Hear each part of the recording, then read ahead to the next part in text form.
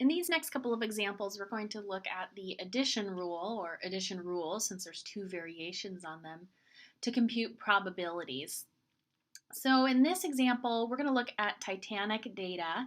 We've classified all the passengers on the Titanic by whether they were in the first, second, third class, or the crew. And we have the counts for each and the total. I found these numbers off of Wikipedia. So here's the first question. Let's compute the probability that a passenger is in the first class. So in this table, they tell us the count for each class and then the grand total. So I want to find the probability that someone is going to be in the first class. So I'm going to write it out as P of first. I could also give it a letter like F instead of first. And then I go to the table and look it up. So first class, there's 325 people. So I would say 325 divided by 2,224. So my probability is 0.1461. And I'm just rounding out to 4 decimal places just because. A little more precise for you guys following along. So the next question, let's find the probability that a passenger is in the second class. So just like up here on the first one, we look for the second class. There's 285 people, so we'll do our division. P of second, so using some good notation here. There were 285 passengers in second class out of the 2,224 people overall in the Titanic. Sorry, that's a 4 there. Do the division, we'll get 0.1281. So the way this table is built, you can only be in one of these rows at a time. You can't be in the first class and the second class at the same time. They're separated. Let's ask another question. What's the probability that someone is in the first class or the second class?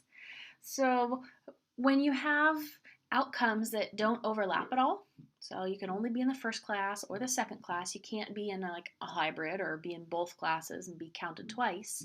All we have to do is add up the total number of people in each class and get our probability. So this word or is sometimes a clue to use adding or this addition rule to compute the probability. I want to find the probability of first or second class. So I'll just go through and add up all the people. So we had 325 in the first class out of 2,224. And then go to the second class, there are 285 people out of 2,224. Add up your fractions. I'm going to write it out pretty longhand here. 325 plus 285 all over 2,224. When I go to my calculator and do the division here and do the addition, I want to make sure that I do that addition first, and I get 610 out of 2,224, and then finally do my division at the end and get 0.2743.